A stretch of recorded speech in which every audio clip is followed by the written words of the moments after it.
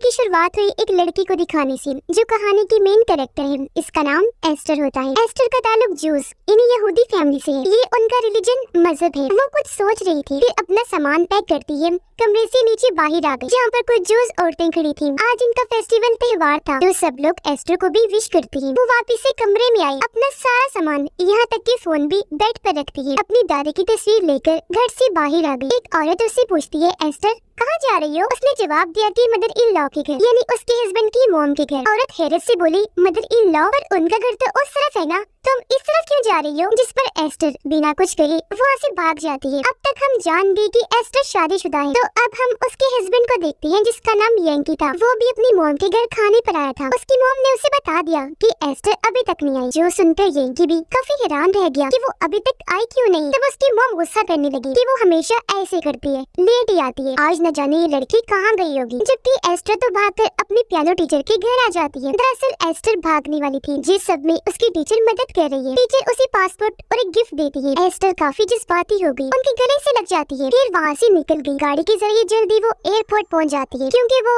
Berlin जा रही थी। अब उसने घर क्यों छोड़ा, इसका जवाब हमें आगे पता चलेगा। यंकी एस्टर को ढूंढता हुआ घर आया। उसे पता चला कि वो तो घर छोड़कर जा चुकी है। अगली सुबह अपनी मॉम को भी उसने ये बात बता दी कि वो जा चुकी है। यंकी की मॉम को काफी गुस्सा आया, बोलती है ना जाने कहाँ चली गई होगी। यंकी कहता है, मॉम मुझे लगता है वो मेरे साथ खुश नहीं, जब भी वो छोड़कर चली गई है। मॉम कहती है, पर हमने आज तक उसे कुछ भी नहीं कहा, उसे ऐसा करना नहीं चाहिए था। एस्टर बर्लिन पहुँच गई। एक घर पे आकर दरवाजे की बेल बजाती है, लेकिन जब कोई दरवाजा नहीं खोलता तो वो सीढ़ियों पर बैठ जाती है और अपनी पास्ट माजी को याद करने लग गई कि उसके डैड हमेशा फेस्टिवल के दिन शराब पीते थे, जो चीज किसी को भी पसंद नहीं थी, पर उन्हें इस बात से कोई परवाह नहीं थी। अब कहानी में पास्ट और प्रेजेंट मौजूदा वक्त बार बार दिखाई गई है, तो हम कभी पास्ट में जाएंगे तो कभी प्रेजेंट में वापस आ जाएंगे। अब कहानी प्रेजेंट टाइम में वापस आ गई। एस्टर अपने टीचर का दिया हुआ गिफ्ट खोलती है, जो दरअसल एक कंपास था, यानी जो रास्ता वगैरह बताने में मदद करता है, जिसे देखकर वो बहुत खुश हो गई। फिर वो सामने अपनी मॉम को देखती है क्योंकि बर्लिन वो अपनी मॉम के पास ही आई थी, पर जब वो उनको एक औरत के साथ देखती है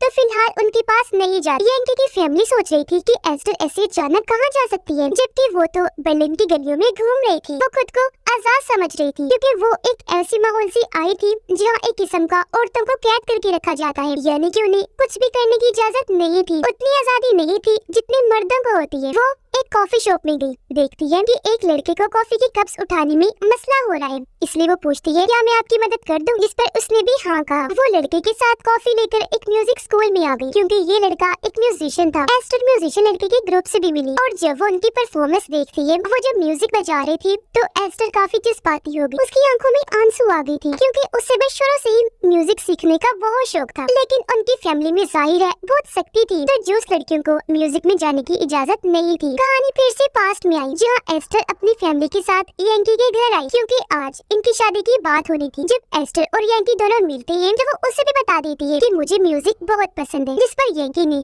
साफ मना कर दिया कि लड़कियों को म्यूजिक नहीं सीखना चाहिए। इससे एस्टर को बुरा तो लगा, पर क्योंकि यंकी दिल का काफी अच्छा था तो वो उसे पसंद आया। वो शादी के लिए मान जाती है। प्रेजेंट में एस्टर अभी भी म्यूजिशियन के साथ थी। ये लोग बीच पर जा रहे थे समंदर किनारे एंजॉय करने, तो एस्टर को भी ये अपने साथ ले चलती है, जो जल्द ही सबके साथ घुल मिल जाती है। बीच पर वो देखती है कि सब लोग काफी एंजॉय कर रहे हैं, इसलिए वो भी आजादी के साथ पानी में गई। उसे बहुत अच्छा लग रहा था क्योंकि वो पहली बार खुलकर अपनी मर्जी से जी रही। वो अपनी विग भी उतार देती है क्योंकि उसके बाल छोटे छोटे से थे। दरअसल जूस लोग शादी के बाद लड़कियों के बाल काट देते हैं। एस्टर के भी बाल काट दिए गए थे और जब तक बाल नहीं उग जाते उन्हें विग ही पहन के रखनी पड़ती थी। एस्टर कहती है कि मैं जैसी हूँ वैसी रहूंगी, किसी के भी लिए खुद को अब से नहीं बदलूं। यंकी जब घर पर था तो उसे एस्टर के पियानो टीचर का एड्रेस मिलता है। यंकी और उसका भाई जो वहाँ पर गए तो वो भी कह देती है कि एस्टर तो यहाँ पर आई ही नहीं। वो फिर एस्टर का फोन चेक करती है जिसमें एक वॉइस मैसेज था जो एस्टर ने अपनी मॉम को भेजा था। उसे यंकी को पता चलता है कि एस्टर माँ बनने वाली है। उसे काफी हैरत भी हुई और खुशी भी। ये बात उसने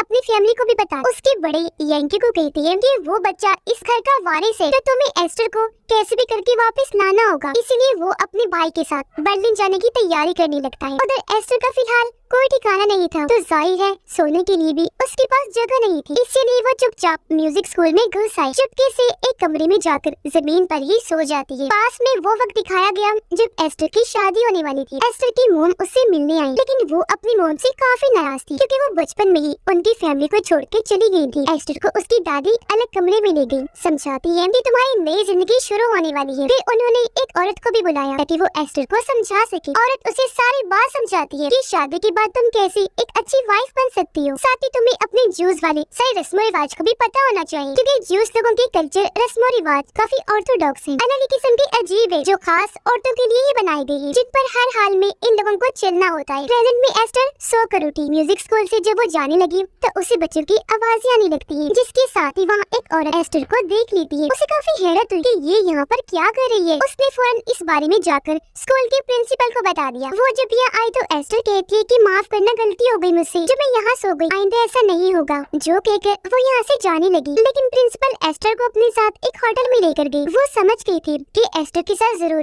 कुछ बहुत बुरा हुआ है, इसीलिए वो उसे कहती है कि अगर तुम्हें म्यूजिक का शौक है या तुम अपनी जिंदगी में कुछ करना चाहती हो तो स्कूल की स्कॉलरशिप हासिल करने का तुम्हारे पास एक मौका आ रहा है। हमारे स्कूल में बेसहारा लोगों के लिए एक प्रोग्राम रखा जा रहा है जिसमें जीतने वाले बच्चों को स्कॉलरशिप मिलने के चांसेस हैं। अगर तुम चाहो तो उस प्रोग्राम का फॉर्म भर सकती हो। इस पर एस्टर भी कह देती है ठीक है सर, मैं आपको सोच के बता दूंगी। यंकी और उसका भाई एस्टर को ढूंढते हुए बर्लिन पहुंच जाते हैं। सुबह को ये जब होटल के कमरे में थे तो यंकी का भाई अपना सामान निकालता है, जिसमें यंकी को एक अजीब सा बॉक्स दिखा। उसने जब खोलकर चेक किया तो अंदर एक गन थी, जिसे देख वो काफी डर गया कि ओह माय गॉड, ये अपने साथ गन लेकर आया है, शिट, ये अब किसी को मार ना दे। उधर एस्टर खास प्रोग्राम का फॉर्म भरने म्यूजिक स्कूल आ जाती है, लेकिन उसने एड्रेस की जगह कुछ नहीं लिखा था। रिसेप्शनिस्ट देखकर कहती है बेटा आपने एड्रेस में कुछ नहीं डाला, ये जरूरी है। इसलिए एस्टर अपनी मोम के घर का एड्रेस डाल देती है क्योंकि उसका अपना यहाँ कोई ठिकाना नहीं था। यंकी और उसका भाई एस्टर को ढूंढने उसकी मोम के घर गए, लेकिन वो अंदर से उन्हें कह देती है कि वो यहाँ पर नहीं आई और उनके मुंह पर ही दरवाजा बंद करके अंदर चली जाती है। वो फिर अपनी दोस्त को बताने लगी कि मुझे अपनी बेटी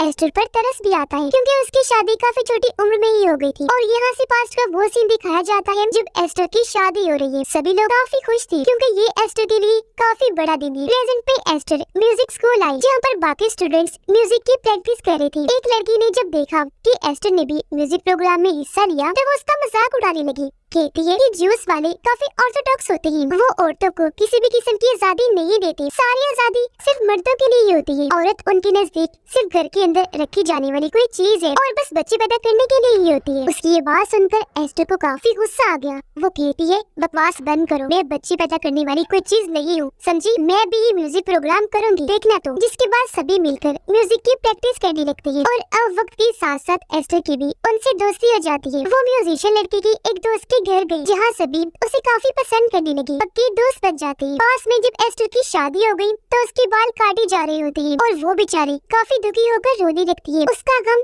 संग बता रहा था कि वो अपने बालों से कितना प्यार करती थी, पर अब चाहकर भी वो उन लोगों को नहीं रोक सकती। जबकि प्रेजेंट में लगातार यंकी और उसका भाई एस्टर को ढूंढने की कोशिशें कर रहे थे। एस्टर जो अभी भी अपने दोस्तों के साथ थी, खुशी से कहती है कि मुझे पूरी उम्मीद है मैं स्कॉलरशिप का प्रोग्राम जीत जाऊंगी। अब उसका खुद पर इतना यकीन देखकर उसके दोस्त कहते हैं कि जरा हमें पियानो तो बजा कर दिखाओ, हम भी तो देखें कि तुम वो कैसे बजाती हो। वो उनके सामने अब पियानो बजाने लगती है, पर उसका ये तरीका काफी पुराना होता है, जो देखकर वही लड़की कहती है कि हम इतनी मेहनत करते हैं, प्रैक्टिस करते हैं और कितना अच्छा पियानो बजा लेती हैं, फिर भी हमें पक्का यकीन नहीं है कि हम जीतेंगे या नहीं। पर तुम इतने पुराने स्टाइल से बजा रही हो और फिर भी तुम्हें कितना यकीन है। तुम्हारा अंदाज देखकर तो मुझे लग रहा है कि ये प्रोग्राम तो क्या अगले 10 प्रोग्राम्स में भी तुम नहीं जीत सकोगी। ये सुनकर वो काफी दुखी हो गई, फौरन उठी, वहाँ से बाहर ही आ जाती है। उसने अपनी दादी को रोते हुए कॉल की, कहती है दादी जी मुझे समझ नहीं आ रही अब मैं क्या करूं। पास में दिखाया गया कि एस्टर की शादी को काफी वक्त हो गया था पर उसका बच्चा नहीं हुआ, जिस वजह से यंकी की मोम बच्चे के लिए उस पर काफी प्रेशर डाल और वो बेचारी चुपचाप बस सुनती ही। प्रेजेंट में एस्टर डॉक्टर के पास आई अपना चेकअप करवाने क्योंकि वो प्रेग्नेंट थी, उसका बच्चा पैदा होने वाला था। वो फैसला करती है कि अब मैं इस बच्चे के साथ ही अपनी सारी जिंदगी गुजारूंगी। यंकी और उसका भाई एक बार में आई जहाँ यंकी एक औरत से कहता है कि मेरी वाइफ शायद मेरे साथ खुश नहीं, मुझे उसकी खुशी के लिए क्या क्या करना चाहिए। तब औरत ने बताया कि तुम उसकी हर हाल में मदद करो, उसका साथ दो और उसे हर वो चीज दो जिसकी उसे जरूरत है। पास में एस्टर को जब बार बार बच्चे के लिए प्रेशर दिया जा रहा था तो उसे काफी बुरा लगता है। प्रेजेंट में यंकी एस्टर की मॉम के घर गया। उन्हें अपना नंबर देते हुए कहता है कि एस्टर का जैसे कुछ पता चले मुझे फौरन बता दीजिएगा। लेकिन यंकी के भाई को एस्टर की मॉम पर शक था कि पक्का इसने एस्टर को कहीं छुपा के रखा हुआ है और ये हमसे छुपा रही है। इसलिए एक दिन चुपके से वो एस्टर की मॉम के घर घुस आया। वहाँ जब छानबीन करने लगा तो उसे एस्टर की म्यूजिक प्रोग्राम के फॉर्म मिल जाते हैं जो पोस्ट वाला आदमी यहाँ रख गया था, क्योंकि एस्टर ने यहाँ का एड्रेस दिया था। इसलिए एस्टर अपने दोस्तों के साथ एक म्यूजिक क्लब में आई, जिस बीच वो म्यूजिशियन लड़के के साथ डांस करने लगती है जो अब उसका दोस्त बन गया था। जबकि यंकी का भाई भी उन फॉर्म्स के जरिए इस क्लब में पहुँच गया और अब वो एस्टर को भी यहाँ देख लेता है। सबूत के तौर पर वो एस्टर की कुछ तस्वीरें बना लेता है ताकि यंकी को दिखा सके, और ये वही तस्वीरें थी जिनमें एस्टर अपने दोस्त के काफी करीब खड़ी थी। पास्ट में वो दिन दिखाया गया जब एस्टर खाने पर यंकी की मॉम के घर आई थी। यह सारी औरतें बच्चा ना होने पर उसे बातें सुनाने लगती हैं, जिस पर गुस्सा होकर वो वहाँ से अपने घर आ जाती है। बाथरूम में जाकर जब उसने टेस्ट किया तो पता चला कि वो प्रेग्नेंट है, जिस खबर से वो बहुत खुश हो जाती है। वो सोचती है कि यंकी जब घर आएगा तो सबसे पहले ये खबर मैं उसे सुनाऊंगी, वो भी कितना खुश होगा। इसी खुशी के साथ वो अपने हस्बैंड के आने का इंतजार करने लगी, जिसकी कुछ ही देर बाद यंकी घर आ गया। वो बच्चे वाली खबर उसे बताने ही वाली थी कि तभी यंकी उससे पूछ लेता है कि तुम मॉम के घर से यहाँ क्यों चली आई। वो एस्टर पर भड़क उठा कि एक तो हमारा बच्चा नहीं हो रहा, दूसरा तुम खाने के टेबल से उठाई, जानती हो कितनी बेइज्जती हुई है मेरी। सुन लो कान खोल के मेरी बात, अगर ऐसे सब चलता रहा तो मैं तुम्हें डिवोर्स दे दूंगा। ये लड़ाई तो काफी ज्यादा ही बढ़ गई थी। यंकी के मुंह से डिवोर्स वाली बात सुनकर एस्टर का दिल पूरी तरह टूट जाता है। उसने कभी भी नहीं सोचा था कि यंकी मुझसे ऐसी बातें करेगा। वो बहुत दुखी हो गई क्योंकि ये सब कुछ वो यंकी के लिए ही तो कर रही थी। तो उसकी ऐसे बर्ताव से एस्टर भी भड़क गई। उसने दिल में ठान लिया कि अब मुझे किसी के लिए कुछ नहीं करना, मैं अपने लिए जीऊंगी एक आजाद जिंदगी। मैं भाग जाऊँ क्योंकि भागना ही ठीक रहेगा। वैसे भी यहाँ तो किसी को मेरा ख्याल ही नहीं। प्रेजेंट में यंकी का भाई वापस आकर उसे एस्टर की क्लब वाली तस्वीरें दिखाता है और जब यंकी देखता है कि वो किसी दूसरे लड़के के साथ है वो काफी दुखी हो जाता है। वो भागकर एस्टर की मॉम के घर गया। उनसे कहता है आपने उसे कहाँ छुपा के रखा हुआ है, प्लीज बता दीजिए। उस दिन मैंने गुस्से में वैसे उसे डिवोर्स की बात की और वो घर छोड़ के चली गई। ऐसा कुछ नहीं है, मैं तो उसे बहुत प्यार करता हूँ। अब मैं बहुत दुखी हूँ, मैंने उसे किसी और लड़के के साथ देख लिया है। तब एस्टर की मॉम भी यंकी को कह देती है कि तुम कभी भी समझ नहीं पाई दिल से कि वो तुमसे चाहती क्या है और तुम उसके लिए क्या थी, वरना तो वो तुम्हें कभी भी छोड़ के ना जाती। एस्टर जो अपने दोस्तों के पास जा रही थी, यंकी का भाई उसे देख लेता है। वो उसे पकड़कर जबरदस्ती गाड़ी में बिठाता है और एक पार्क में ले आया। समझाने लगता है कि तुम बहुत बड़ी गलती कर रही हो। तुम्हें क्या लगता है तुम अकेली बगैर किसी सहारे के इस शहर में रह पाओगी? भूल है तुम्हारी, और जब तुम्हें अपनी गलती का एहसास होगा ना तो तुम रोते हुए वापस आओ, लेकिन उस वक्त तुम्हारी मदद करने वाला कोई नहीं होगा। वो एस्टर को फिर गन देते हुए कहता है कि ये लो, रखो अपने पास। जिस दिन तुम्हें अपनी गलती का एहसास हो जाए ना, इससे खुद को शूट करके अपनी जान ले लेना, मर जाना। जो कहकर यंकी का भाई वहाँ से चला जाता है। जिसके बाद एस्टर अपनी मॉम के घर आई और ये सारी बात बता देती है। दोनों माँ बेटी जज्बाती हो गई, रोने लगती है। जाहिर है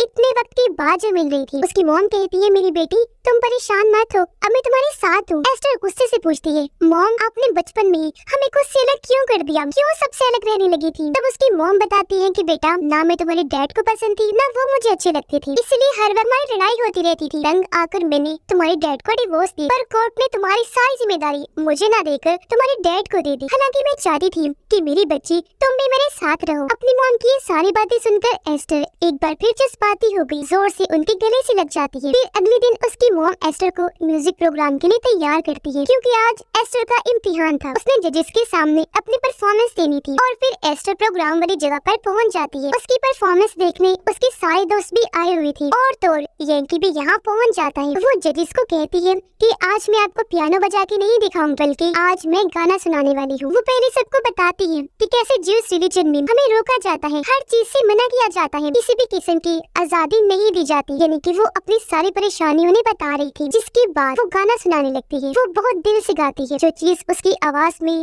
दर्द को साफ जाहिर कर रही थी, उसकी जिंदगी की सारी मुश्किलात तकलीफें गाने के जरिए जाहिर हो रही थी। मगर सबको उसका गाना काफी पसंद आया, यहाँ तक कि वो लोग भी गाने में इतना खो गए कि सब जज्बाती हो जाते हैं। गाना खत्म करने के बाद जब सारे लोग बाहर आए तो एस्टर देखती है कि यहाँ पर यंकी भी आया हुआ है। वो उसे कहता है कि मैंने भी तुम्हारा गाना सुना है, तुमने बहुत अच्छा गाया, मुझे बहुत खुशी हुई। तुम्हें समझने में मुझसे बहुत बड़ी गलती हो गई है, प्लीज मुझे माफ कर दो। वो फिर उसे एक म्यूजिक वाला लॉकेट देते हुए कहता है कि चलो घर चलते हैं। जिस पर एस्टर कहती है कि नहीं, अब मैं वापस नहीं जाऊंगी, मुझे ये जिंदगी बहुत प्यारी है, ये आजादी काफी पुरसकून है। उसका हस्बैंड एस्टर को काफी मनाता है, गिड़गिड़ाता है, यहाँ तक कि अपने बाल भी काट लेता है, जो उनके कल्चर और रिलीजन में काफी जरूरी बुरी समझी जाती है, पर अपने हस्बैंड की लाख रोकने पर भी वो नहीं रुकती, वहाँ से चली जाती है, क्योंकि अब उसे अपनी पूरी जिंदगी आजादी से जीनी थी। यंकी का भाई भी उसे रोकने की कोशिश करने लगा, पर उसे भी वो धक्का मारकर आगे बढ़ जाती है। वो ठान चुकी थी कि अब मैं किसी के भी दबाव में आकर घुट घुट के नहीं जीऊंगी, बल्कि आजादी वाली जिंदगी जीऊंगी, जैसे खुले आसमान में पंछी जिया करते हैं, जिनके ऊपर कोई रोक टोक नहीं होती। उसने पूरी तरह से